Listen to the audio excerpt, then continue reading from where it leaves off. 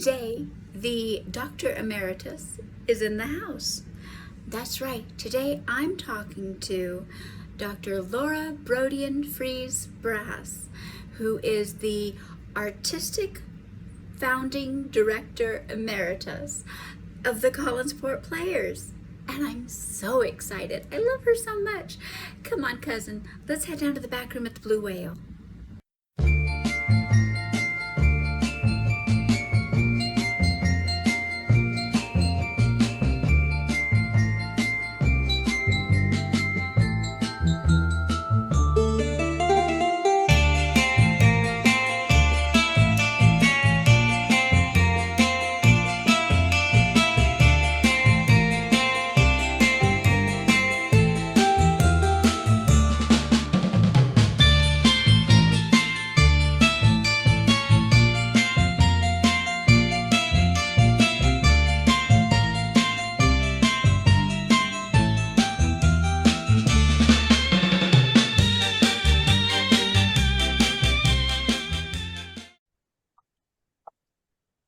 There we go.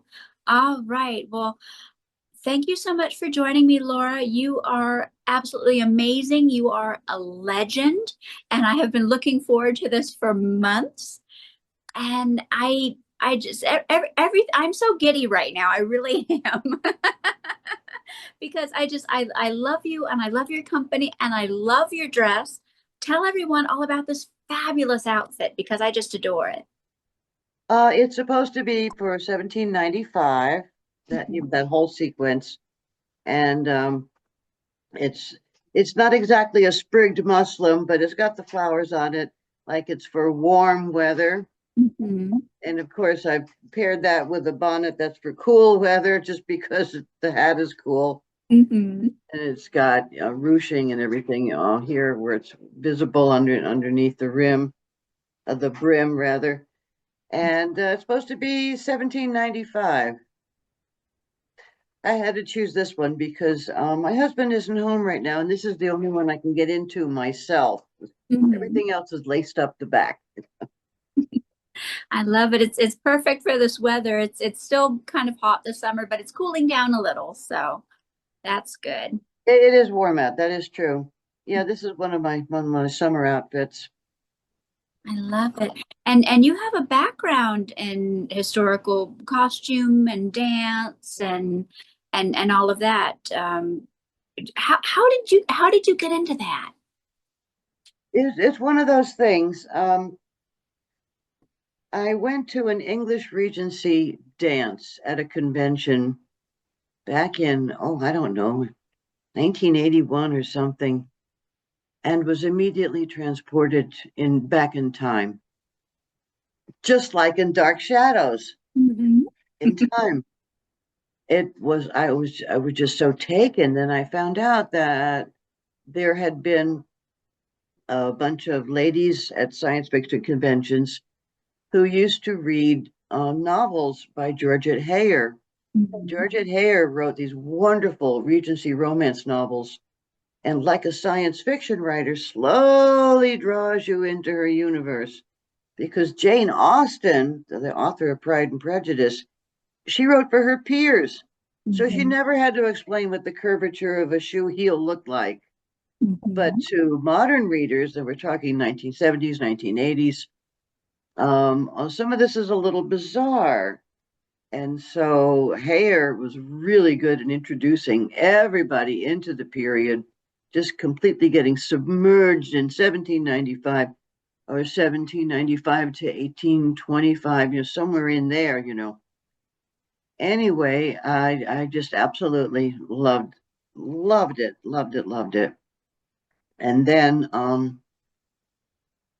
I started looking around. I was living in the Bay Area, San Francisco Bay Area at the time. Said, is there any English Regency dancing going on here? Because it seemed like the only time I could actually attend an English Regency dance would be at a convention if I happened to go. But I wanted more. And everybody said, no, there's nothing going on here. Down in LA, they do them once a month, and we've got nothing here. I said, well, let me do something about that. So I founded the Bay Area English Regency Society, started teaching up in the city, down the peninsula. And 35, 40 years later, it's still going strong. Because I moved out of the area about 87, I guess, down to LA and started attending monthly dances down here. I just absolutely loved it. Well, things sort of slowed down for that group around 2016.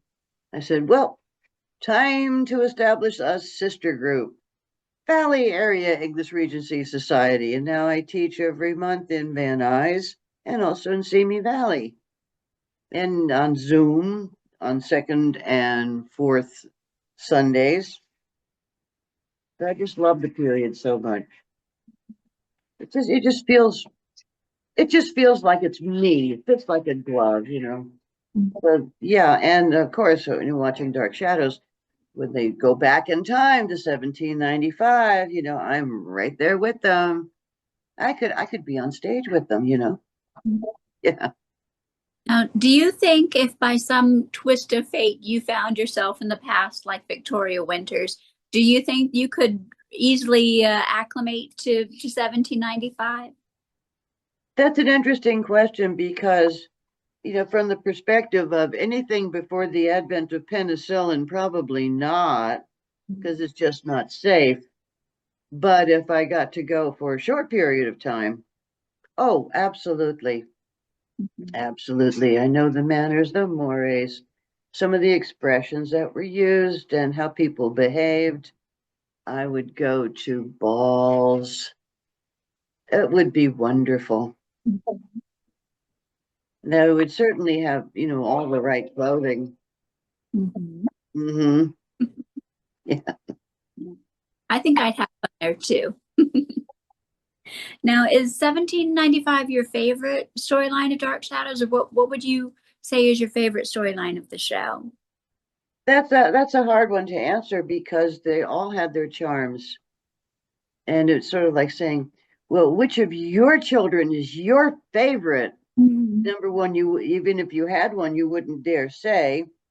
But you know, you love them all equally. They're all different, and like I said, they all have their charms. And it's hard to pick one that's my favorite. You know, Now, how did you first discover Dark Shadows, get into to the oddly enough, I was away at college when it was broadcast, and we didn't have TV, so I never saw it first run. It was only after it went into syndication did I discover it and thought it was really, really cool. And where in the show did you come in at? Because everyone that I've talked to, that if they didn't come in at the very beginning, they came in on a certain episode, and that's a very vivid memory for them for that episode where they first started watching. I don't know. It was sort of like breathing air. I really can't point to any particular episode.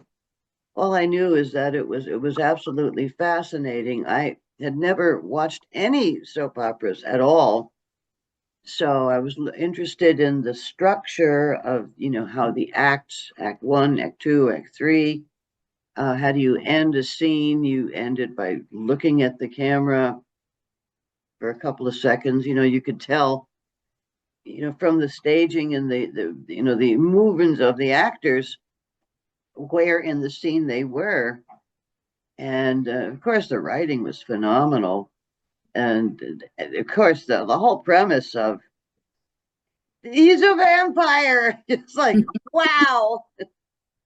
Vampires could be scary, they could be romantic, you know, it's a combination of all that. Mhm. I know when I was 14, I was fascinated with monsters and vampires. Mhm. I, I think most of us were. Mhm.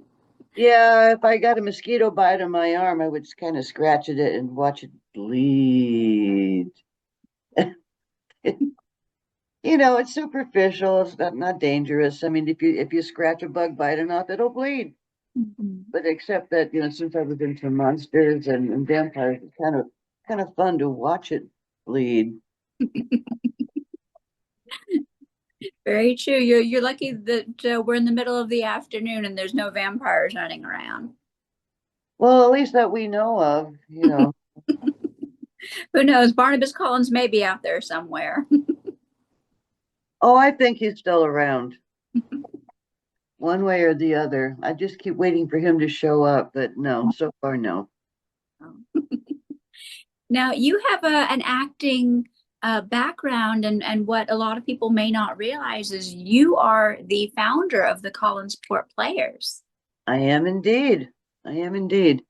Somehow, now I don't really have any strong recollection of how this happened, but I was asked to co-MC one of the first Dark Shadows festivals in Newark, New Jersey, Mhm. and the thing at the start was going to be a simple, dry announcement of, okay, everybody get in the room. Here's what's going to happen today. Read my list, read my list, read my list, read my list. Okay, now let's go out and have a good time. I thought, that's not fun. I want to Mhm. have some fun. I want to start writing some skits. I want to really make this a lot of fun and enjoyable. So I began lampooning certain episodes, thinking, this must have been a very popular episode. And I would twist it a little bit. And then, of course, when we got to the convention itself, I think I played every female role except Mrs. Johnson. That was everybody. um,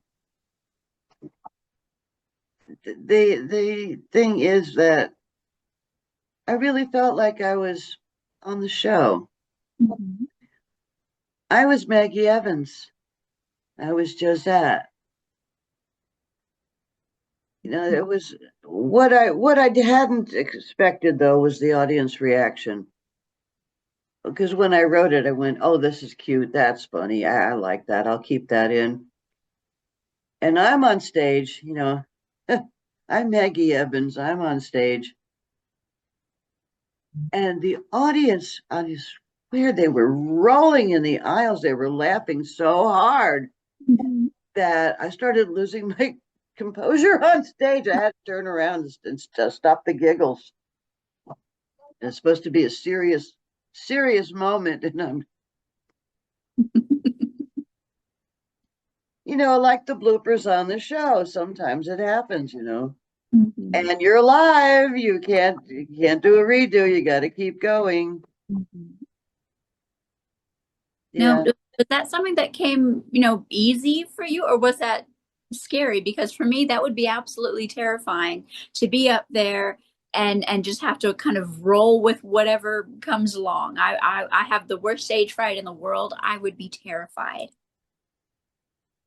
No, I don't have stage fright so much. My initials should have been AC. That's the center of attraction. Hmm. Yeah, I love being out where I can be seen. It's fun. Hmm. Okay, I don't like to hide in the shadows. Seriously, I like being out front. Hmm. It is cool because I like the interaction with the audience. I like to be able to look out. They see me, unless the lighting is such that I can't see them, but I know they're there and they're there to see us, me. Anyway, so from that time, I said, oh, okay, we've got me, we've got Jeff Thompson, we've got, I forget who was playing Willie Loomis, and then we've got this person, that person. Hey, we're going to be a troupe and we're going to call ourselves the Collinsport Players. And then I appointed Jonathan Harrison to be my West Coast director. Hmm. And then we'd go back and forth. So there it was. That's how that got started. Awesome. I love the Collinsport Players, and I've been saying that, since I have had first announced that I was going to do this podcast, that I wanted to pay homage to the Collinsport Players. I wanted to have, past players on. I wanted to showcase the skits and all of this wonderful creativity because I just adore y'all. I think it's wonderful. As somebody who has, such horrible, stage fright and anxiety, I am in awe of what you guys do. It's phenomenal when the Collinsport Players are up on that stage. I mean, they've got the audience in the palm of their hands. People are rolling with laughter. And it is such an amazing feeling. I mean, just because you get the love that everyone has for this show and these characters. I mean, even though we're spoofing them or whatever, it's done with love, and everyone knows exactly what they're referencing or what they're talking about. Everyone's in on the gag, Yeah, and it, you're definitely sharing a moment. You know, my very, very first skit was a day in the life of Barnabas Collins, albeit not his best day. So you know already some mishap is going to take place. You know that already during the title. And I just got spooky with it. I thought it'd be fun. Um, there's the old house. There's Maggie Evans, and she reminds Barnabas of his dear lost Josette. I thought I gotta work with that. So the scene opens. Maggie Evans is in the old house. She's wearing the wedding dress, and Willie Loomis is buttoning up the back of her collar on the dress. What's the implication? He dressed her. Don't have to come out and say it. If he's buttoning up back here, that's what happened. She's half in a daze. She looks around. She goes, Willie, what am I doing here? And he's saying, it's okay, Miss Maggie. Mr. Barnabas will be here in a minute, with his usual aplomb. And all of a sudden, from behind a curtain, Barnabas appears. There he is.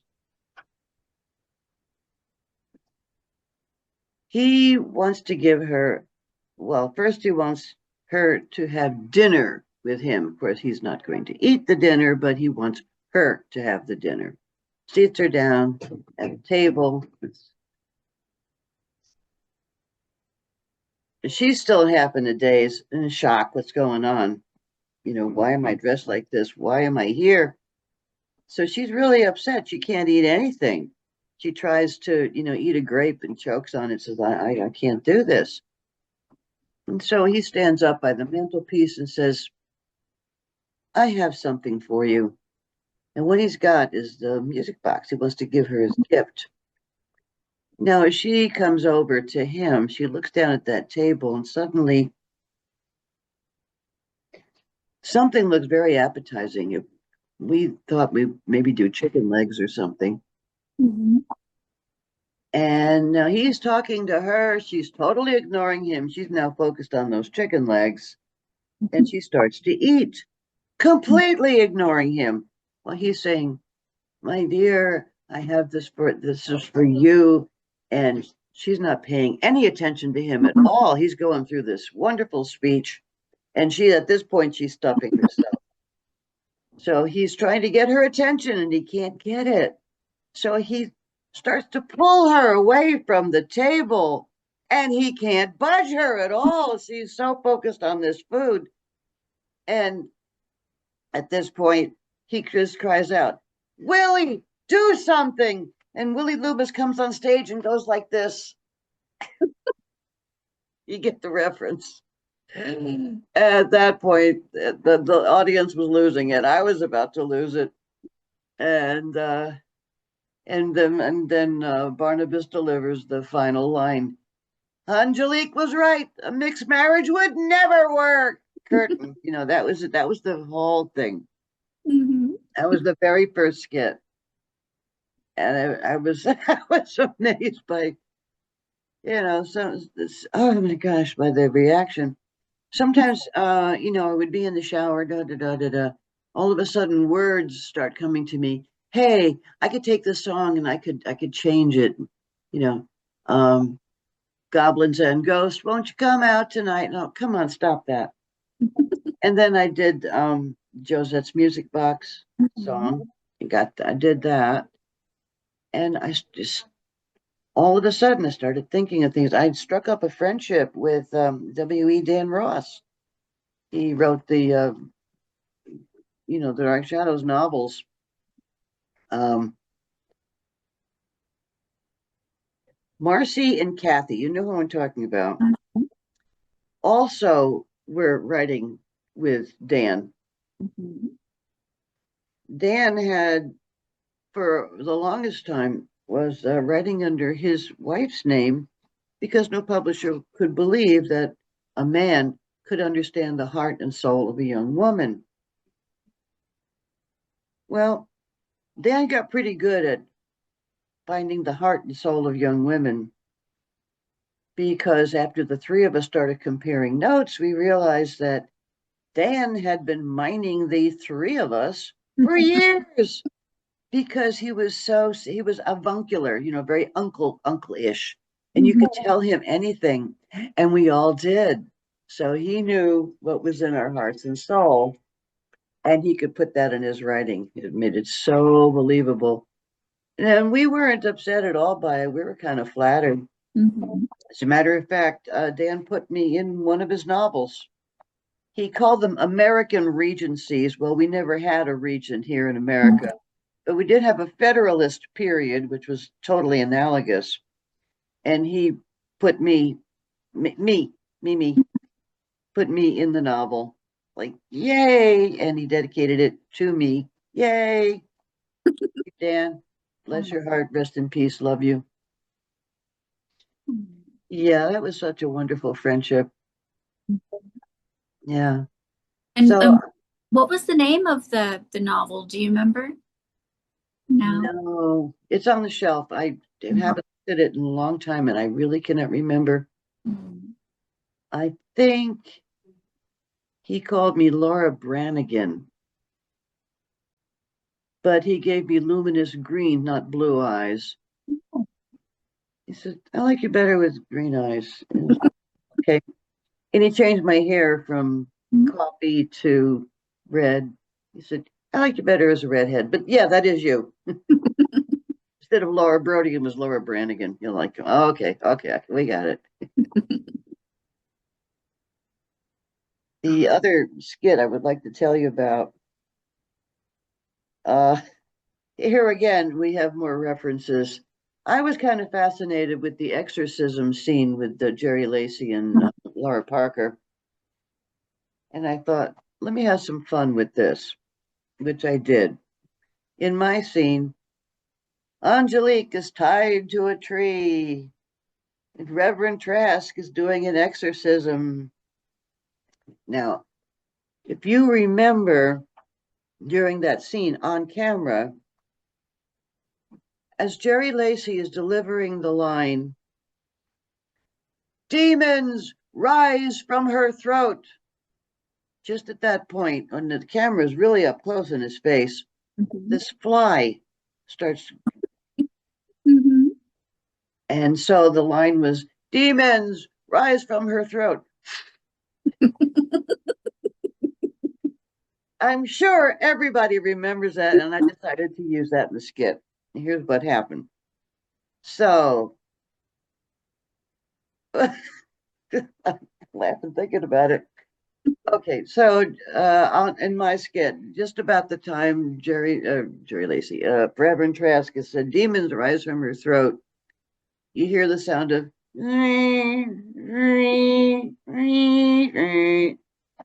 and he starts, shooing away something,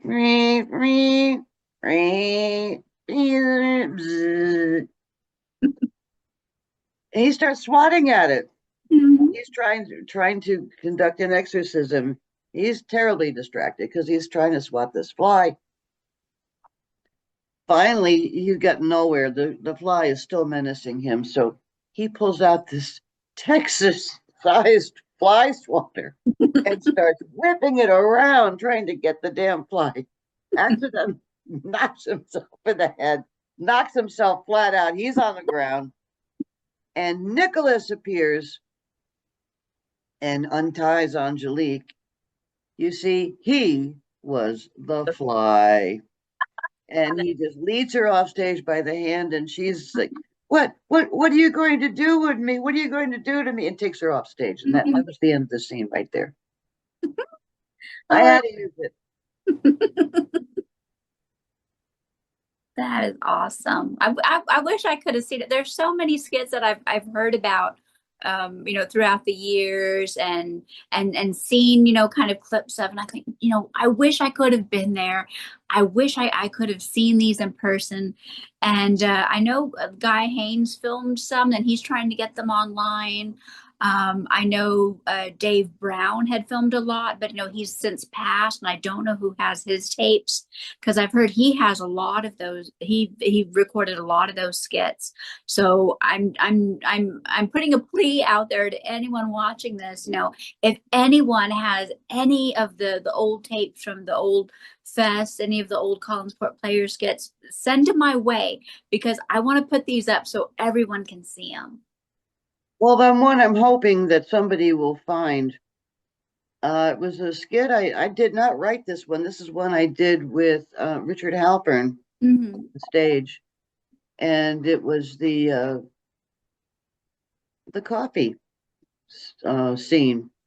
Barnabas comes in and she pours him the coffee. Mm-hmm. Well, okay. So I'm in a waitress's uniform, pours the coffee, and we're having a chit chat. And I cannot remember the transition, but suddenly I went off stage, literally tore the costume off, and underneath I was wearing, you know what, it was a teddy, Mm-hmm. very brief. And I'm on stage now. It's sort of a dream sequence. I'm on stage with Barnabas, and we're singing. What's her name? Melissa Etheridge. I want to come over, Mm-hmm. and I'm in a teddy. And of course, I was a little self-conscious about appearing on stage in a teddy for that many minutes. So I insisted that they use a strobe light. Mm-hmm. Great idea until you try to film it. And Oh no. well, when the strobes are in sync with the camera frames, you don't see much. So Mm-hmm. I'm hoping that somebody else filmed it because I'd like to see it myself. Mm-hmm. So if you get one, let me know. Definitely, definitely, because I've talked to so many other people like Jonathan Harrison and Richard Halpern and Jeff Thompson, and so I know that they want to see these skits too. So if we can find them, if we can get a hold of them somehow, we'll definitely get them out so everyone can see them because they're phenomenal. And I managed to get a hold of a book that Jeff Thompson put out years ago called the Collinsport Players Companion, and there's quite a few scripts in there. So I mean, at least those are preserved. They're out there. Yeah. Excuse myself for a second.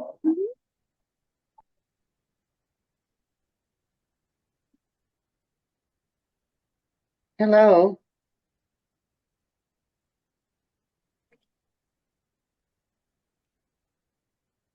The plumber is on his way. Oh, okay. Um, I think I remember one. It was a real quickie. It was one of those. And here's the list of what we're going to do today. Mhm. And it was Ode to a Monster, and it was Carolyn um, reciting poetry to Adam, I think, and something about la la la la la, the humanity that you seek, and then another line, and she jumps in his arms and says, "Eek!" And he's carrying her out of the room. friend, like the Frankenstein monster. That was just another one of those quickies that, yeah.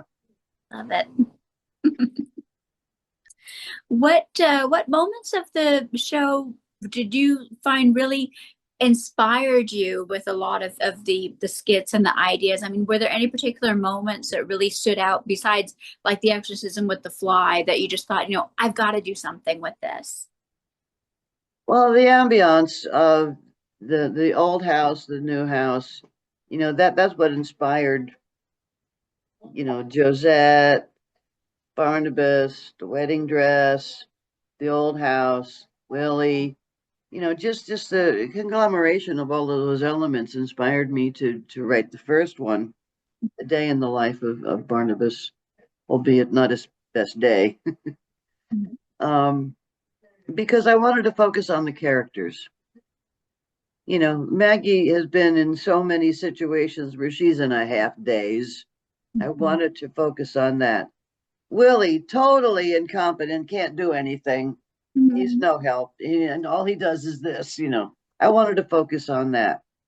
I wanted to focus on Barnabas's frustration in that he can't get her attention.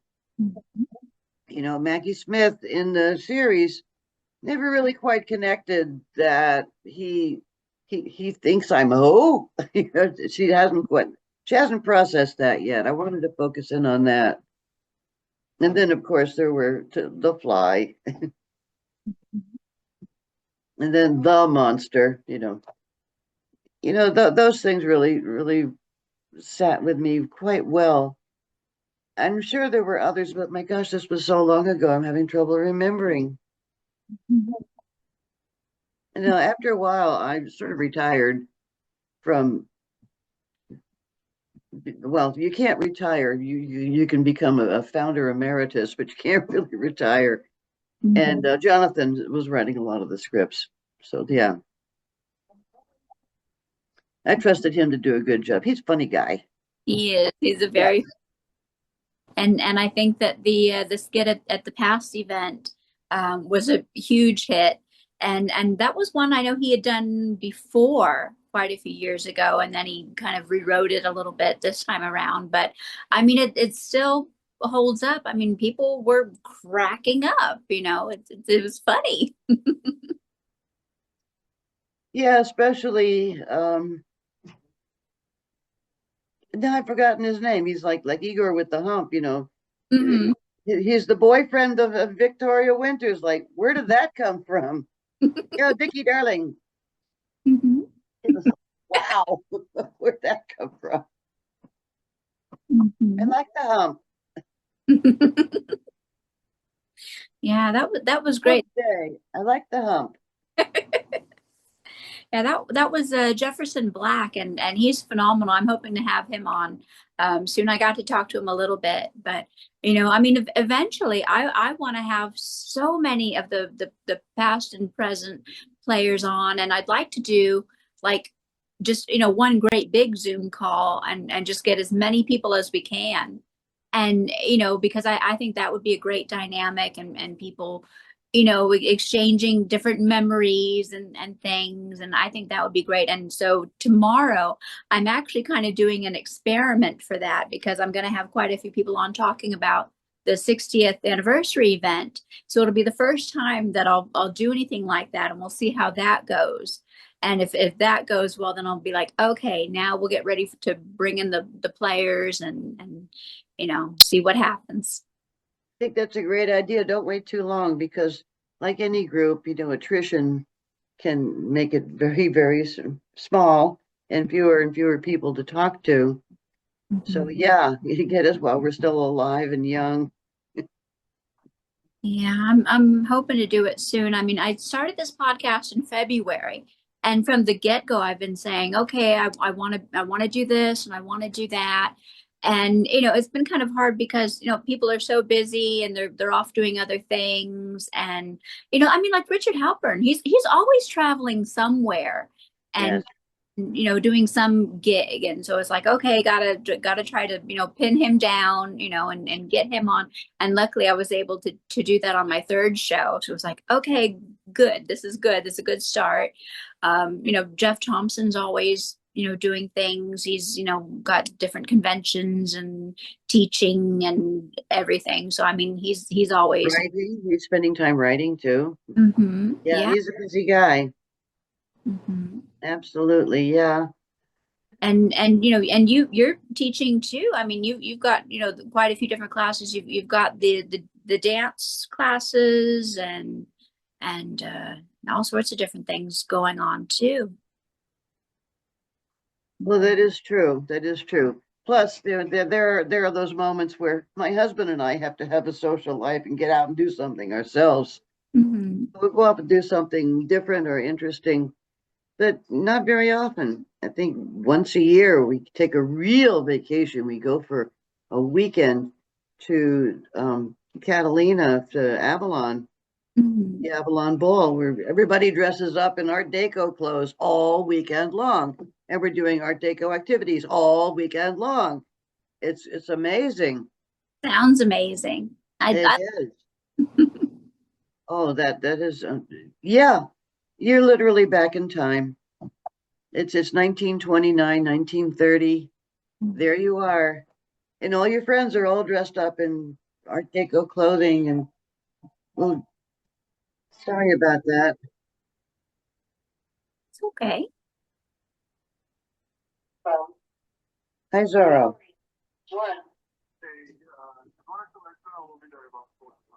45 minutes. I'll see you then. Thank you very much, plumber.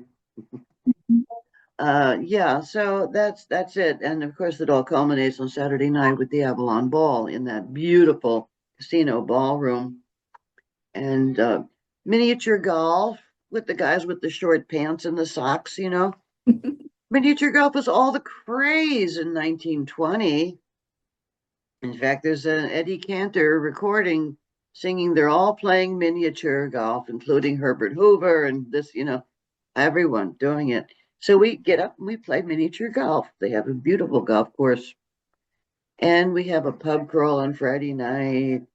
And then Saturday, we in the afternoon, we'll go see a silent movie. And then Saturday night's the ball, of course. And then Sunday is the afterwinder party at the country club. And again, people out with the ukuleles and we're dancing and we're having cocktails. It's just the whole weekend long. And we're still dressed up in our Art Deco clothes. Or sometimes we'll have lunch at the beach in our vintage beach wear. It is so much fun to travel in time. It Mhm. really is. I love that. I'd love to do something like that because I love all that. I know when we were talking a bit about when we went to breakfast and talking about the past and past lives and history and all that sort of thing. I love all that. I would love to do something like that. And I know that they say that this past Dark Shadows event is going to be like the last big one, and maybe they'll do some kind of small things like at Lyndhurst and things. And they did a cruise a few years ago. What I think would be really cool is if they did a Dark Shadows history weekend or something, like, the 1897 or the 1795 or something kind of themed around that 1840. Like a 1 day theme park. Yeah. Yeah, because sometimes at Fort, I keep confusing Fort MacArthur. I think it's MacArthur out here. I think McHenry's the one east. And at Fort MacArthur, they will do a history day, and Mhm. this camp is colonial, and this camp is 1860. All the Mhm. different camps. Just a 1 day affair in which you just have environments that you can charge people to come, Mhm. and you can and have a snack bar, and the snack bar's got vintage food. Mhm. We've got, from 1776, we've got Cornish pasties, whatever, Mhm. we could do that. It would I be fun. think something like that would be great because it's not something that would be like a huge weekend thing, if it's just like a 1 day thing. And you can do it in different areas, like at the Lockwood Matthews mansion that was in House of Dark Shadows, or Lynn, Yeah. or out here at the Greystone mansion, something like that. Yeah, or see if you can, just rent a lot for a day and, nothing permanent, but just something built up, maybe a tent with tables and chairs or something inside so people can come and talk to the actors. Mhm. Yeah, that would be great, because I didn't get to go to that cruise a few years ago, but I remember seeing the pictures of Kathleen Lee Scott and Laura Parker and their beautiful dresses, and I just thought that was so absolutely beautiful. It's like, why can't we have more of that? I'd love that. Yeah, I think it's going to be up to people like you and me to actually organize something like that. Somebody has to, get the ball rolling. Hmm. Somebody has to start it and then pick up people along the way who'll be willing to help out. That's basically how it happens. Yeah, that would be cool. What time periods did we not see on Dark Shadows that you think would have been really interesting? That's an interesting question. I never thought about it. I was so grateful to see what I was seeing. I never thought about what they're missing. So Mhm. I really never gave it a moment's thought. I don't know. Do you have a favorite that Well, period that wasn't there? I am partial to the 1920s, and I think that would have been really interesting to have I seen, agree. Collinwood in the 1920s. I think that would have been pretty cool, and yeah, that would have been interesting. And I mean, you have a character like Quentin Collins who's immortal, and you kind of wonder, like, what did he get up to, during that large span of time between 1897 and 1970? I mean, he must have had some, kind of amazing adventures and done some interesting things. So, I mean, that kind of would have been interesting to see what they did with that character in the different time periods. And they've done some of that in the Big Finish audio dramas, but I think it would have been really interesting to have seen on the show kind of more of that. I mean, not even like, a whole storyline, but maybe some flashbacks or something in episodes, I think would have been cool. Agree. Yeah, focus on Quentin in particular. You're right. They did not do the 1920s. Maybe for purposes of budget, you could only afford so many props and sceneries and costumes. Mhm. You had to restrict the number of time periods. Mhm. That's a possibility. But yeah, I think it would have been kind of fun. Imagine somebody, like Carolyn in the 20s, just kicking the clouds away, literally. Mhm. Do you have any particularly favorite characters that you've just always been drawn to? Yeah, I think it's Maggie Evans. Hmm. Yeah, I didn't want to just watch Maggie Evans. I wanted to be Maggie Evans. Hmm. Hmm. I can understand that. Oh yeah, I loved it when oh, forget it was. I think it was at the very first DS Fest that I went to. I was still in the wedding dress. I had just come off stage, and a mom and her little daughter happened to pass me, and the daughter went, "Look, mommy, it's Josette." Aw. Oh, course you turn and you talk to her. Yeah, it was so sweet. That was fun. But yeah, I was Josette. Very cool. And that brings me to a very special request. Yes. So at the event that we just left in LA, You did your song with the words that you wrote to Josette's music box. Would you do that for us? I'd be very happy to. I I have mine, but it's in the other room. I don't want to enter. Yeah. Yep. I've got this one here that I picked up. Okay, good. I have mine that I got back in the 80s. Mhm. Now you hold it up.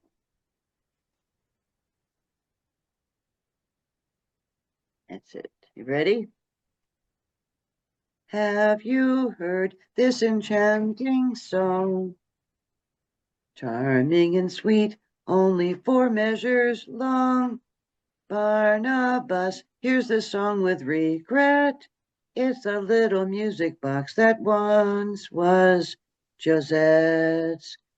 To her death, poor Josette had fled from Barnabas and the life that he led. Barnabas, here's the song with regrets. It's a little music box that once was Josette's. And it's still playing. But I'll put this over here. And I, that I did I did have something remarkable happen at one of the conventions. mhm, I was introducing people on stage. mhm, They would make their entrance, and I would announce them, and they would come in. Well, it was my turn to introduce Jonathan Frid, mhm. and so bear in mind, because he was such a serious actor, he didn't really want to be typecast, and spent the entire convention saying, "I'm an actor. I am not a vampire. I'm an actor. I am Canadian." Totally disavowing any connection to vampirism or anything at all. Take me seriously. I'm an actor, fine. Well, I introduced Jonathan Frid and I backed up to allow him to cross in front of me to face the audience. Well, he didn't. He came up beside me, put his arm around my waist, bent me over backward, and roared into my neck. Was so startled. Audience were shrieking. And he says, "You know what? Better on the other side." And he put his arm around me on the other side and he bent me over this way and he roared into my neck. It made the New Jersey Network news. My mother saw it the next day. She says, "That's my daughter. Who is that man? What's he doing? Who's Aw- that man who's kissing her?" I said, "Mom, he wasn't kissing me. He was biting me." Try and explain Dark Shadows to your parents. Good luck. No idea. So that's what happened. That was thank you, Jonathan Frid. No, he said you're a good sport, and he shook hands with me, and then I sort of toddled off the stage and half in a daze. That's awesome. That's a once in a lifetime experience right there. It is. He was in a production of Arsenic and Old Lace in theater out here one time, and I went backstage to see him afterward. He was happy to see me. That's nice. He recognized me, remembered my name, and actually was happy to see me. That's awesome. And he was Yeah, good in that. That was a fantastic production. it I've seen was. videos of it. I wish I'd been able to go in person, but I think I was like 3 or something. So, but I mean that just phenomenal and wonderful cast and I'm so happy for him that he was part of that and got this kind of, second wave of fame and fans, through that performance. That is true. That is true. He did a brilliant job. Mhm. Well, the man was just the consummate actor. He was just wonderful. Mhm. He put everything into his character, all of himself. He held nothing back. He was magnificent, and we all miss him a lot. of course. Mhm. Yeah. And I think one thing that a lot of people forget about this show is it was packed full of amazing stage actors. You know, a lot of people kind of remember the kind of the goofs and maybe, the kind of like off moments or really, dramatic, kind of scenes. But I mean, these were all amazing professional stage actors with, very, very long and storied histories and Joan Bennett, for crying out loud. Mhm. All of the motion pictures that she had been in previously to that. Louis Edmonds. Mhm. Now, when the two of them were getting into an argument, as you know, brother and sister, Mhm. they really got into it. You could tell, no holds barred. They just laced into each other. And it was passionate in the sense that it was full throated passion for the character. Absolutely, yeah. And you get this, they genuinely cared about each other's as actors and co-workers. I know Louis Edmonds had talked about it before in interviews, and yeah, we really felt this camaraderie, and we really felt like brother and sister, and you can see that genuine closeness in a lot of the actors, that they really truly were so happy to be working with each other, and they respected each other, and that's wonderful.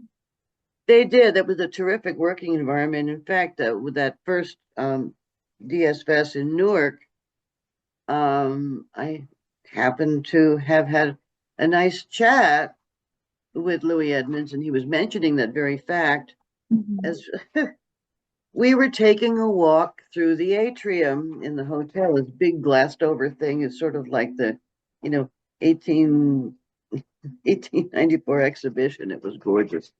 And we were walking through and we were talking. And he was telling me about his home, and he has a farm. I love what he said next. He says, "Imagine me, a gentleman farmer."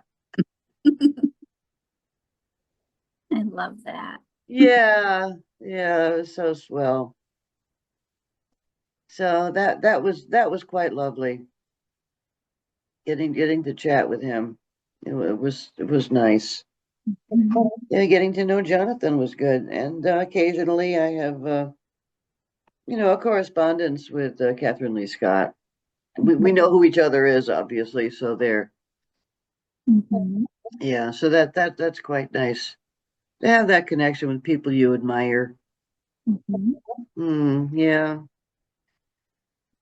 So it'll be interesting to see if there are any more little get-togethers, because this was supposed to be the last major DS Fest. They're Mhm. not going to have them alternating coasts anymore. But we got fans, we've got resources. We can't let this go. There are going to be little get-togethers. I think there'll be something in Chicago. I think Bobby is going to start it.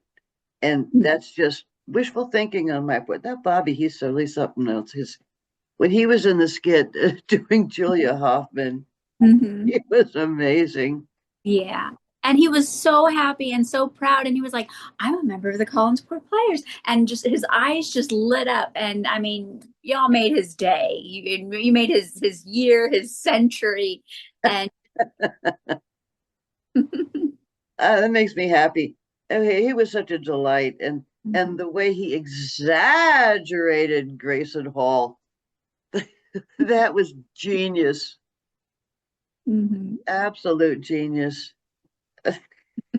I could just picture Grayson Hall standing there just like that. Mhm. Yeah, he was most magnificent. Well, Yeah. he loves Grayson. He loves Julia Hoffman. And one of the absolute highlights for him, besides being in the skit, was he talked to Matt Hall twice. The first, we went on the one day, and he was just, I think he was wearing his Dracula outfit or something. And then he saw him again in the Julia outfit. And he had asked Matt, like, is this like too much or something? And Matt loved it, and he was like, you look great. And I had such a wonderful time making him up and doing his makeup because he said I want to look like Grace and I want to look feminine and beautiful. I don't want to look like an exaggerated comical, and I said, you got it. And so that's how I did his makeup. I actually put this lipstick on him. It's called Wild Peach by Besame Cosmetics, which does period color. So this is a color source, from the 60s. It was that, peach color that was around in the 60s. And I saw it and it just screamed Grayson to me. And I told Bobby, I said, I picked out this lipstick just for you to wear as Julia because it's so reminiscent of Grayson Hall. And he looked gorgeous, I if I do say so myself, but he looked gorgeous. And the fact that, that Matt Hall really liked his look and his outfit and his portrayal, that just meant the world to him. And I'm so happy. I just had a remembrance of another skit that I wrote, Mhm. and I was Julia Hoffman in this skit with Dr. Lang. And we were doing an experiment, if both live, you remember that line? Okay, we were doing that. And suddenly, Dr. Lang seems to be having a heart attack. So he reaches into his medical bag, he puts on the stethoscope and listens to his own heart. And he starts to deliver the line, if both live. What? If both live? Well, what? He never gets to finish the line. He drops dead. And she is trying to revive him. She's saying, Dr. Lang, speak to me, speak to me. What am I supposed to do? What am I? Oh, for crying out loud. And so she sort of pretends to kick him. He rolls over, completely dead. She says, that's like a man. Leave all the cleanup to a woman. And that's the end of the skit right there. Love it. Yeah, it was cute. I think Jeff Thompson played Dr. Lang. I know I was Julia Hoffman. Yeah. Well, I know that you'll have to go soon, but I did want to get your input on the new animated series that they've been saying is going to be coming, the new Dark Shadows animated series that will probably get here in a few years that they're currently working on. What do you think about that? Well, I'd like to see it. Mhm. I think it would be interesting. I know it has an appeal to some members of certain audiences. I know, like Star Trek did.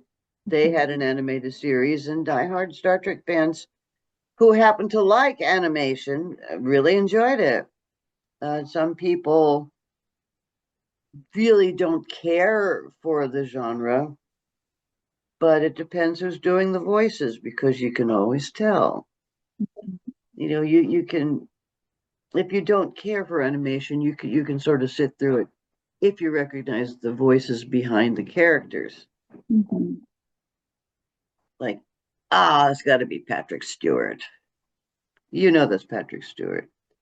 Patrick Stewart was one of the sheep in the Sheep Detectives. You I could haven't seen tell. that yet, but the I've seen the commercials and it looks hilarious. It is. Especially you start recognizing voices. It's like, I know who that is. But Patrick Stewart's was so distinctive that you couldn't miss that one. Yeah. So this has been totally delightful. I'm so glad we had the opportunity to do this. Me too, and it won't be the last time because I'm gonna have you on again, and I'll probably have you on with Jeff and Jonathan and Richard and a bunch of other wonderful people, and we'll have a ball. I'm looking forward to it. That'll be fun. It'd be like a party. Hmm. Be Yeah. like a party. Everybody bring something to drink and something to nosh. Hmm. We'll have a party. Yeah. All right. Well, Well, I'll thank go. you so much. Is coming soon, and you've got things to do. But thank you again so much for coming on and for talking to me and being so absolutely incredibly awesome because I just adore you. Oh, thank you. Well, the feeling is mutual, my dear. You do so very much. Thank you. You have a lot to be proud of, so I adore you too. Anyway, I'm going to say bye-bye Okay. and thank you. Take Okay, you again. see you soon. Bye. Bye.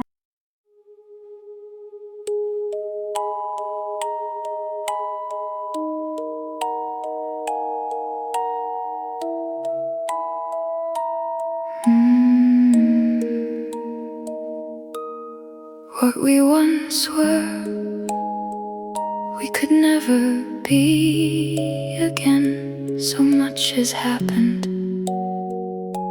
Can we even be friends? How I loved you, how I loved him. But now he's dead, and by your hand I was in his arms, as I was once in yours. And I went to his bed, so very, very sure I married a stranger, but that love was pure. At least I thought it was. Now I'm entirely unsure. A sudden passion, and he was all I'd ever need. I didn't know what happened, it was very strange indeed. I know I loved you once, and in truth I never stopped. Life together had not begun, as there was no more us. But secretly Barnabas, though for Jeremiah I felt love. It was a feeling I couldn't trust, even though I married him, of course.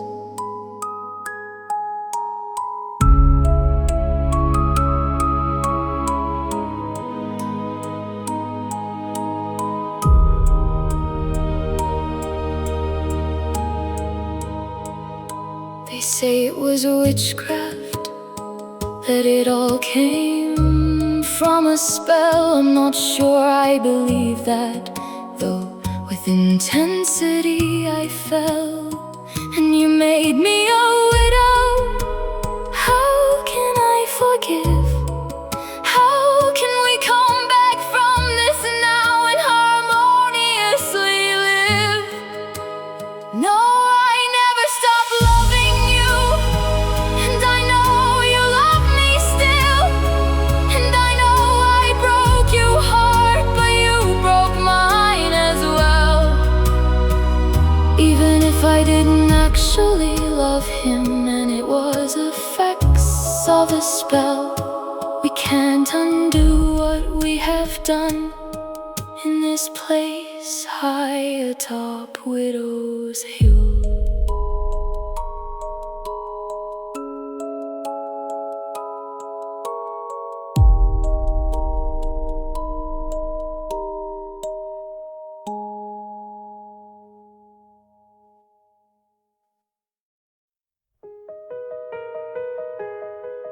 I can never be she. How can I be?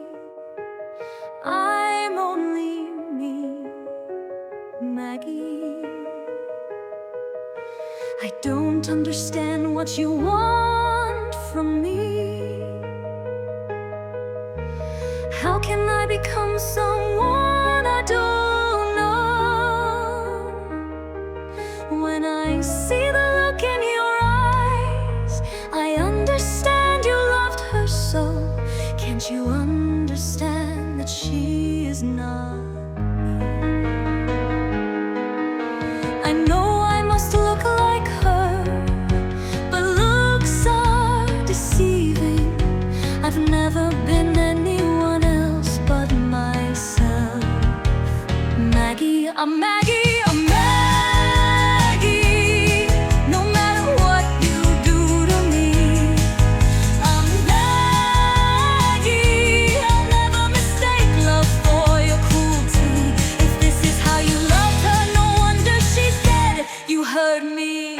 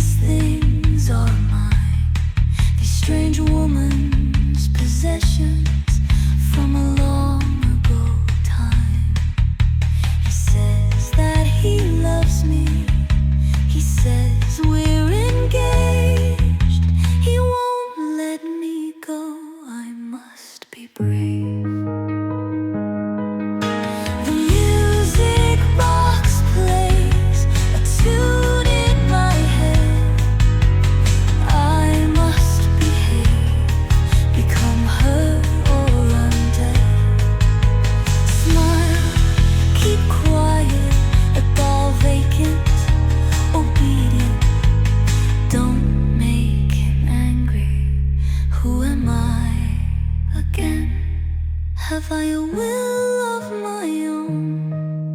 I must, I think so. How do I get home? Little girl, do you know?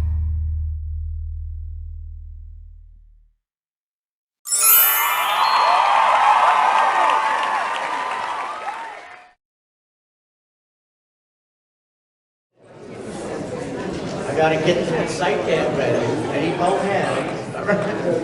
We have sight gag coming. Just a moment. Oh, you're gonna love it. You're gonna really enjoy it.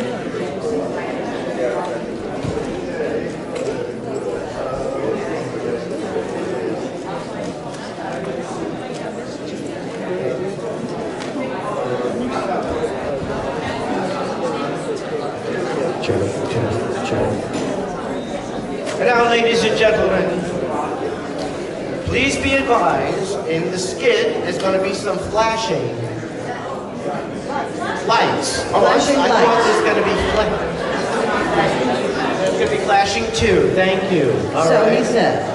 All right. Now, our skit tonight, and this may very well be the last Dark Shadows Festival skit, will be put on by the Collinsport Players. And I would like to introduce to you right now classical music radio announcer and founder of I nearly killed it now. And founder of the Collinsport Players, Dr. Laura Brodian Freas Beraha. Come on, let her hear it. Thank you. All these years, it's been an honor and a pleasure to number one, founded the Players way back in the early days, and to continue writing some of the skits, and sort of semi-retired, and my West Coast director, who was right over here somewhere, there he is, Jonathan Harrison, leader Jonathan Harrison of is the my Collinsport West Coast Players director. West Coast. Yeah. So, what were you telling me about Josette's music box? I didn't get the whole story. There was an occasion where I had an opportunity to sing the song. I had written lyrics to lyrics? Okay. music box. And unfortunately, before I could finish the song, I got cut off. I never got to finish it. Well, finish. She's going to sing Josette's music box with her own lyrics. Okay. Oh my God. You know, you met your attitude. You want this whole thing? Look, it only goes a little bit. Oh, okay, sorry. Fortunately, it's very short. It goes like, how did you know? Who else was telling you that? Go do it. All right, and now Josette's music box theme.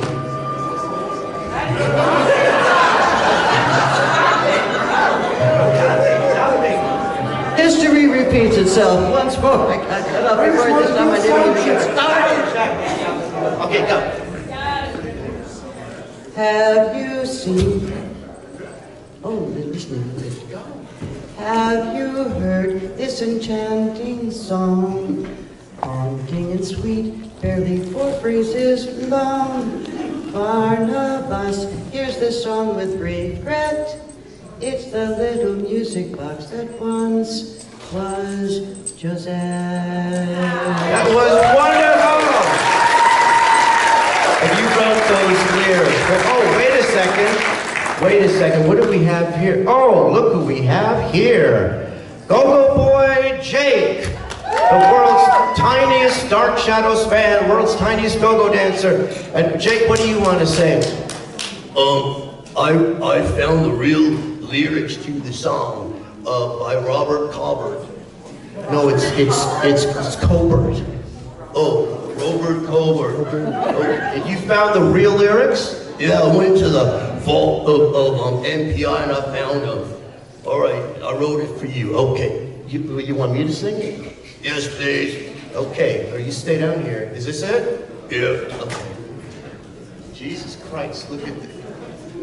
Is it small enough? I mean, come on. Only little. What do you want? Okay, I can't. Oh, okay. Oh, here it goes. Okay. And these are the real lyrics, right? Yeah. Okay.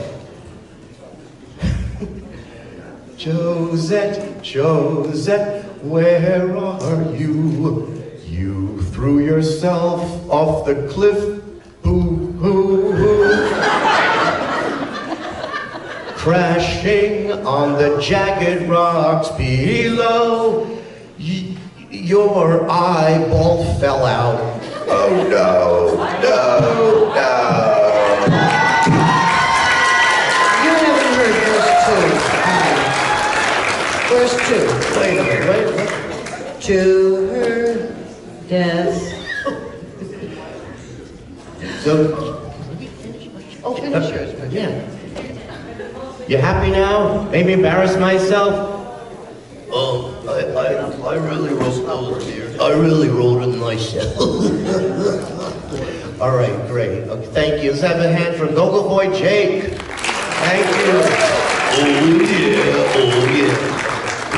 yeah. Okay, verse 2. To her death, poor Josette had fled from Barnabas and the life that he led. Barnabas hears the song with regret. It's the little music box that once was Josette's. Thank you. Laura Brodian Freas Beraha, Collins, Stokes, Murdoch, Stockbridge.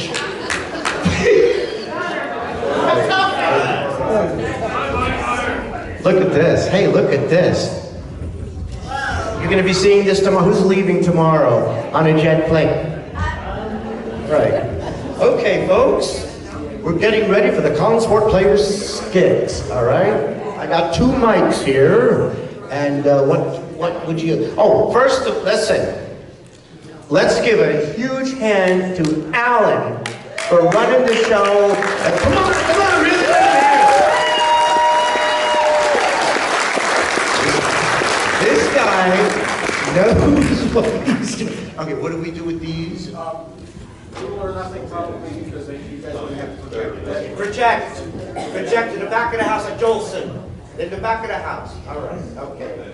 And now the skit, which is called, here is Dark Soup. What? Dark Soup on Collinsport Players. Dark soup.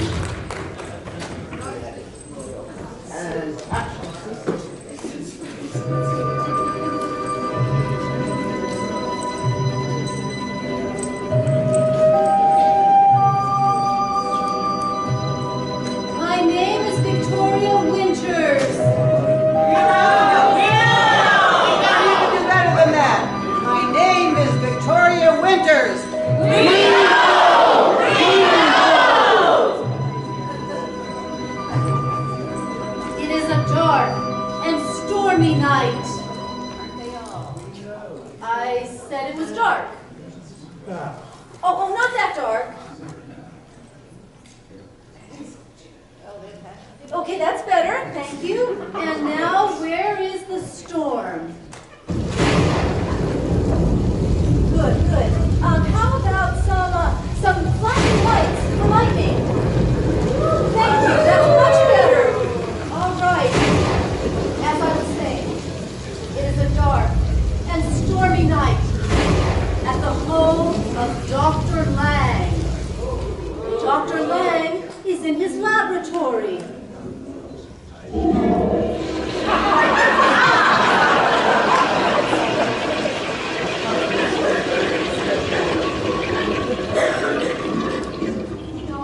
I said laboratory, not laboratory.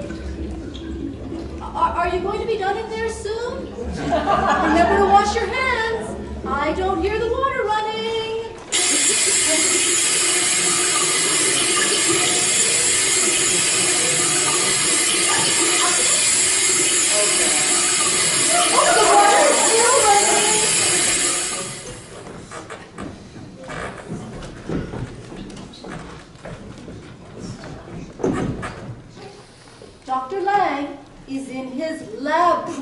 for me? Another Saturday night, and I ain't got no bodies. I've got some money, because I just got paid. How I wish I had some bodies to talk to. I'm in an awful way. Oh! Why? Where are you? Hiya, Vicky. Peter Bradford, you come back through time to be with me. I am not Peter Bradford. I'm Jeff Clark. Oh, so you were the one who was messing with all the cues. Oh, look at back there. Surely we have more light and sound cues for you to run.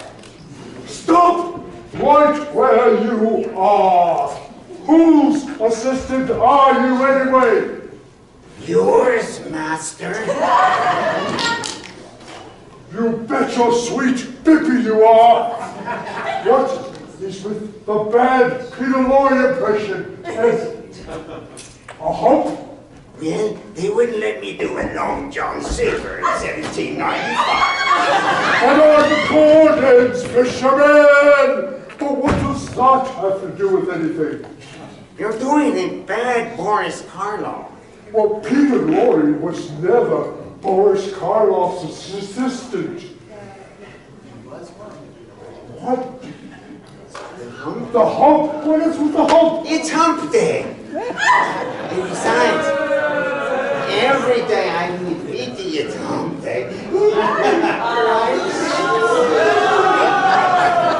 Silence! What is missing from my laboratory?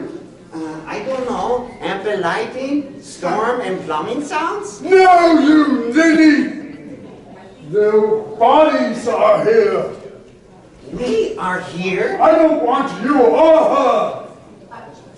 Fine. Then I will go backstage and I will run light cues and storm and plumbing sounds for Vicky. Stop! I want you to go out and get me a body. Do you want a live body or a dead one? A dead one, of course. We're getting kinky now, are we? Oh, just get out. Go to Widow's Hill. Somebody's always jumping off those cliffs. Yes, master. You're not just going back to do more light and sound cues, are you? That's the way to Widow's Hill. And while I am back, I will do light cues and storm and plumbing sounds for Vicky. Thank you, darling. He is my assistant, not yours. Grumpy Dr. Lang begins to pace. Well, go on, start pacing. Not do you apologize for calling me grumpy. All right. I apologize. Now will you pace? It has been hours since Jeff went out to look for a body. Oh, darling, I know you're back there. Do you have a loud clock ticking? I know it's not plumbing or storm, but you must have a loud clock near you. There's always a loud clock ticking backstage and making it difficult to hear what's happening on stage. Thank you, darling. As I was saying, it has been hours since Jeff went out to look for a body. Everybody needs a body sometimes. Master! Where did you come from?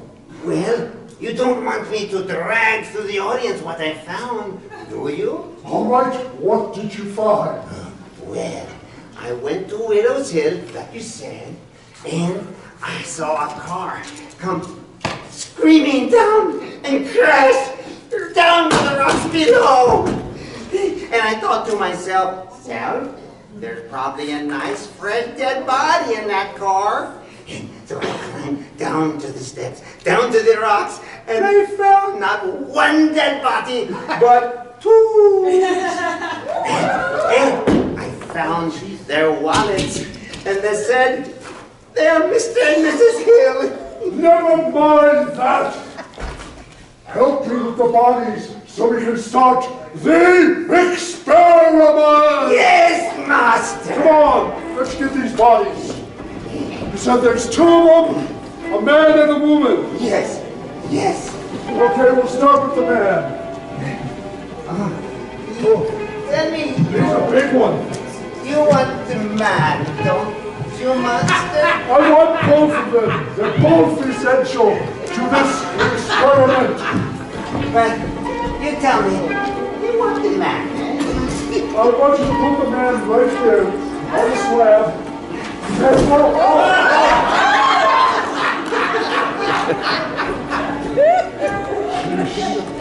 now the woman. Master, tell me you don't want the woman. But Vicky is right there. She don't understand. I have my ease. You are just so typical. Master, I want the woman. She have nice kneecaps.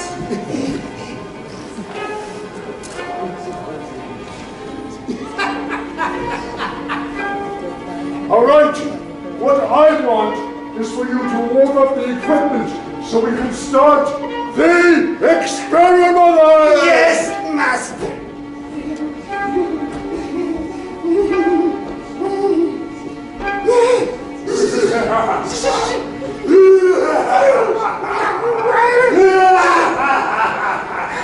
Ghost in the boat.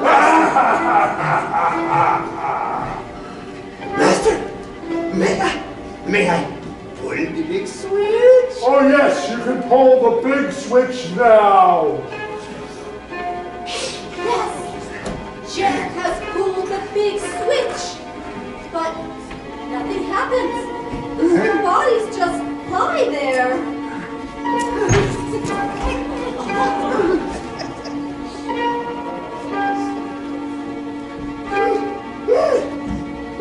Hands off the woman! Oh, really? Dr. Lang is despondent. He leaves. I'm about to leave too. No, Mimi. Don't leave, please. I'm so sorry. I'll do anything you want. Anything? Say you'll let me call you Peter. Say it, say you're my Peter. I am your Peter. Oh, Dr. Lang has a big food box.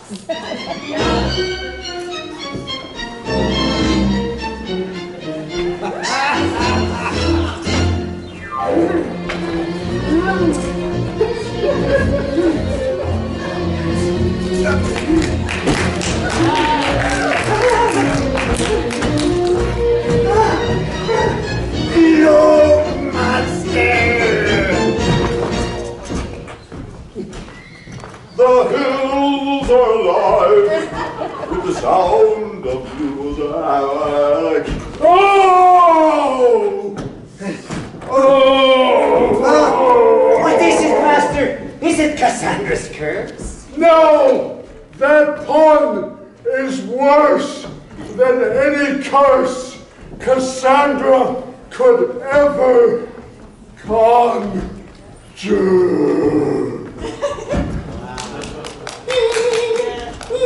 Damn it, Jimmy's dead! No! That's not how it's done! You're totally in the wrong universe! I'll show you how it's done! He's dead!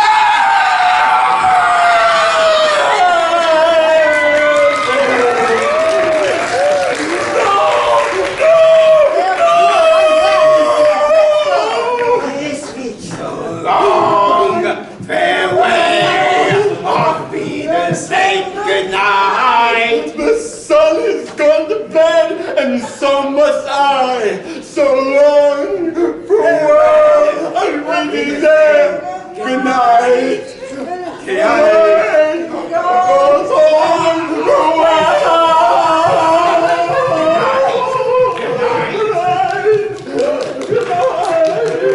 Julia! If both Mr. and Mrs. Hill live, if they both live, they will dream from him, but if one of them dies, Barnabas will be as he was before, as before.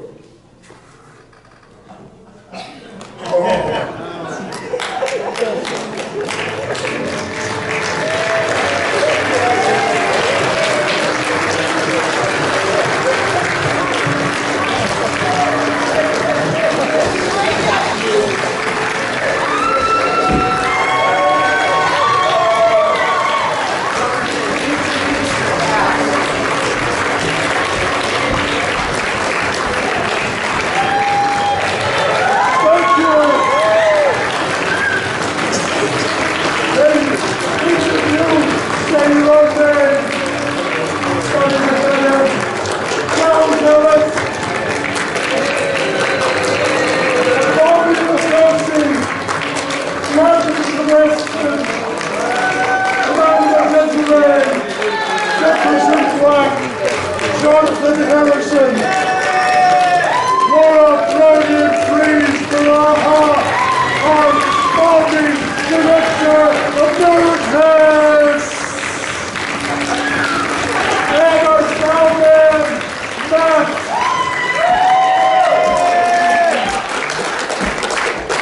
Stephen. And if you may allow for us to clean up the stage, I will let you listen to my Halloween song while we do that.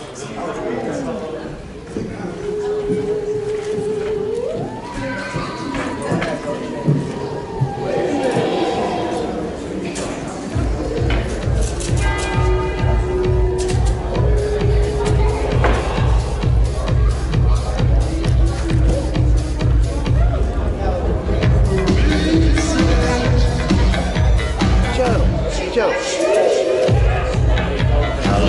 Take that, my mother's daughter.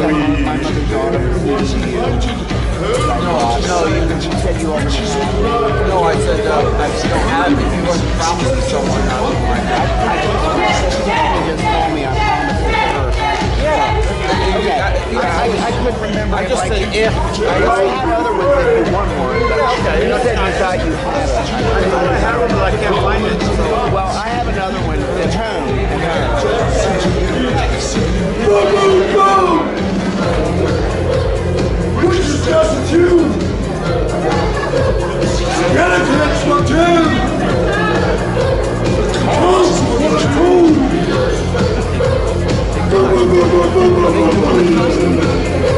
I hope so.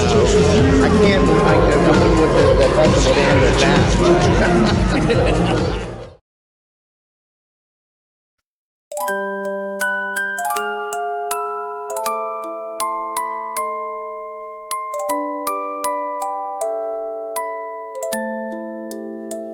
I thought of you when I saw this today.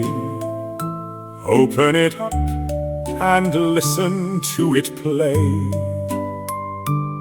A simple, lovely melody, delicate and fine, wrapped up in a box, a one of a kind. When you're troubled, just open like this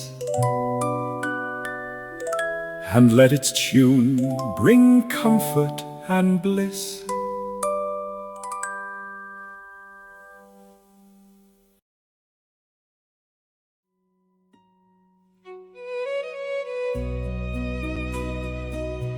What happened?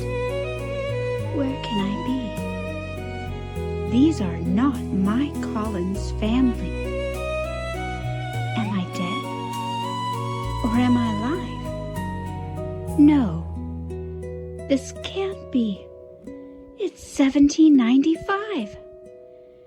Have I somehow transcended time? My way back I need to find. Until then, I must make do, play my role, and see this through. If this is a dream, wake me up if you can. I need someone to explain this. I just don't understand.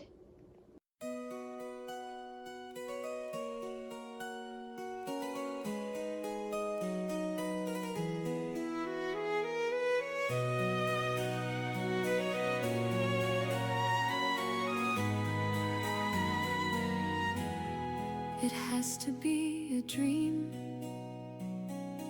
Suddenly nothing is as it seems. Faces familiar, but it's not the family I've come to know. Everything is strange. I'm myself, but everyone has changed. It's the same place, yet not the same. I've nowhere else to go.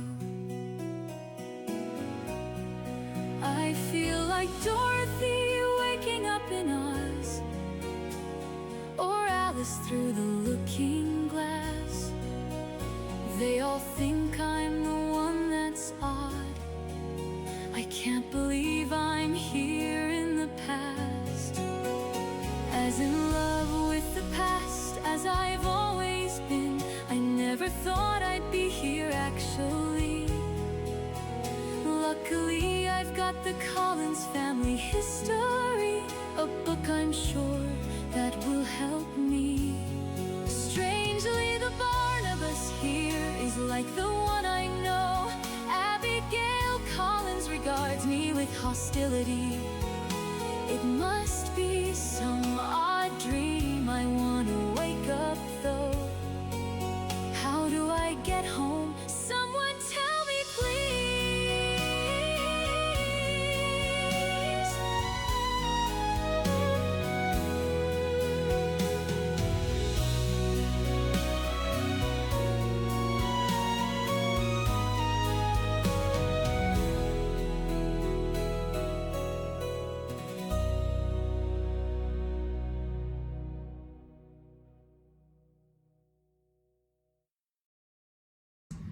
Isn't she awesome? And I love her 1795 outfit. I think that sounds like a pretty good idea, having Dark Shadows get-togethers in different time periods. What do you think? How can we make this happen, cousins? Thanks again so much for joining me, and it was so wonderful seeing so many of you at the LA event this past weekend. I had a great time, and I was pleasantly surprised by how many of you said that they really enjoy this podcast. I only thought a handful of my friends watched it, and so it was very nice to know that more than a few people like this podcast. So thank you, cousins. Thank you. We'll see you next time here at the back room at the Blue Whale. The little music box that once was Josette's. Pretty catchy, huh?